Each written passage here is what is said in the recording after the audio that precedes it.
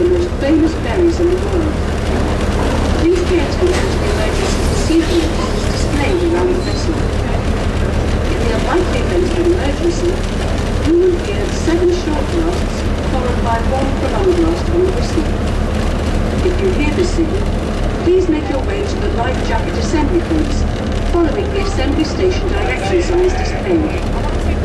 The buoyancy apparatus on the top deck is in fact the seating, which would accommodate, along with the open reverse life rafts, 860 passengers. Please be aware that at certain times of the day, the Linkspan passenger bridges will be at on the Wirral side of the river. You can break your journey at Seacombe and visit Spaceport, our space exhibition, with a replica TARDIS and life-size dart created by Hyde fundraisers to raise funds for BBC, Children in Need and other nominated U-boat story, where you can see the fascinating World War, able to see into the submarine, as well as view its numerous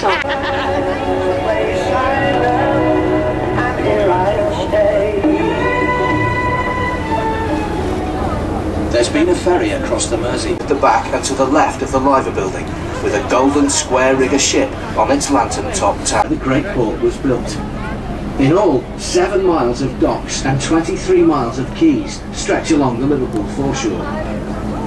In 1710, the Corporation of Liverpool started work on the world's first commercial wet dock, and by the end of the century, the city boasted a full dock system. Diverse mix of races: Welsh commercialists, Irish immigrants, West Indians, Africans and Chinese. We can now see the Waterloo Dock warehouse. The dock was one of, and it was from here, as well as from George's, and profitable to import cheap corn from overseas, particularly, and after falling into disuse in 1988, the one America provided Liverpool with growing volumes of trade with a strong emotion in people. Daniel Defoe uses at its entrance, and to blow up the viaduct that connected the mile-long breakwater with the shore, using 2 old submarines filled with explosives. The raid began the smoke screen with the diversion of attack. The wind changed, making the smoke screen ineffective, and the Marines immediately came under heavy fire and suffered many casualties. 200 were killed. Both of the ferries were peacetime activities as the Royal Daffodil and the Royal Iris. This was the largest and most costly development in the port's history, and was officially opened in 1971 by Princess Anne as the Royal Seaforth Dock. Its main features were a container terminal, which guns installed in 1899. Originally cut off at high tides, a tea room, and it is the venue for many exciting events. Liverpool builder James Atherton realised that the new steam ferries made the Wallasey Peninsula. 60 people went through its gates. After the war and during the 40s,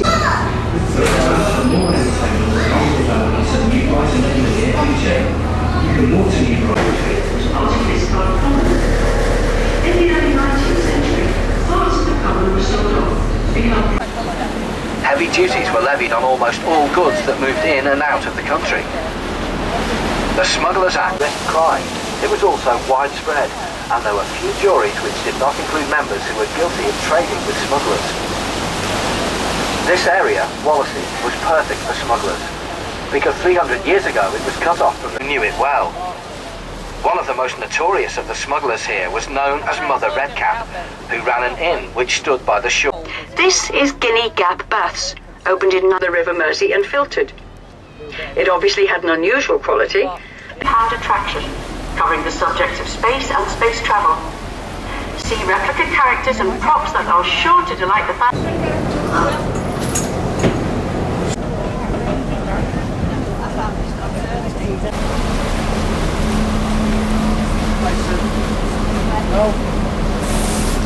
jonker, aren't you?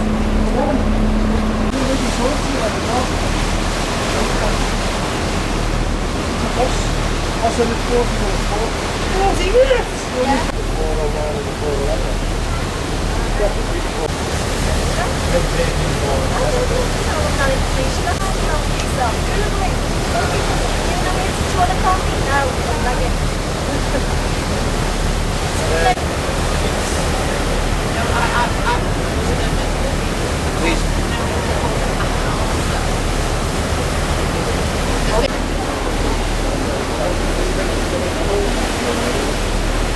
Far down below us now are the road and rail tunnels which cross under the River Mersey.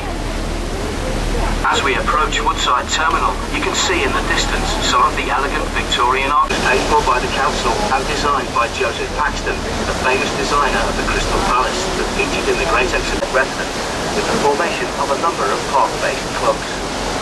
Paxton who co-designed New York's Central Park. The clock tower with the green dome is Birkenhead Town Hall. If you want to have a look, it's a 10-minute walk to the square from the terminal.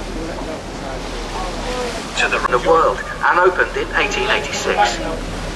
Woodside Ferry Terminal is home to...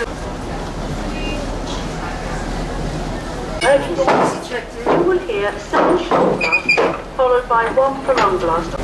We advise you to remain seated throughout the journey, particularly when arriving and leaving terminals. And we ask cyclists to alight after all foot passengers have left the vessel. Please be aware that at certain times We can see more of the development programme that is called Monk's Ferry, and this is the spot where the monks would begin the mile-long journey across to Liverpool. On the other side of the slipway are the dry docks and slipways and some of the Mersey ferries. Over 1,300 ships have been built here.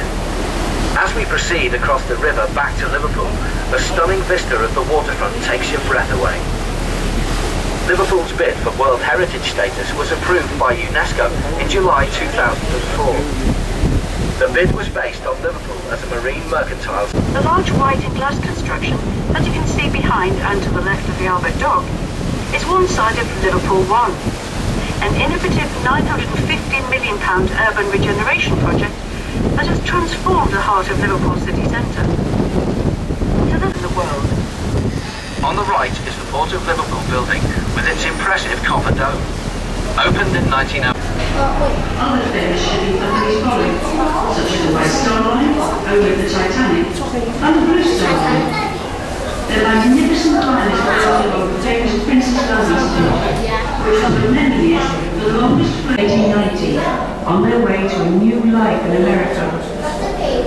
Finally, the beautiful Mile building, erected by the stand nearly 6 meters high. It is said to be based on an eagle, which was the original seal of King John. However, when the seal was lost in the 18th century, the artist commissioned to design a new seal misinterpreted the eagle as a cormorant, hence they're rather unusual. They have never mated, so there are no other lyrebirds in the world, and tradition has it that if they ever fly away, Liverpool will cease to exist. Which features a large promontory along this famous inland waterway, which passes spectacular scenery. Cruises run from April to October and must be booked in advance. Please pick up our Manchester. Inside, you'll find Hamilton's coffee bar on the ground floor, and the Beatles story, where you can visit the magical Fab 4D experience and must-see world-class special exhibitions. We hope you enjoyed your cruise and look forward to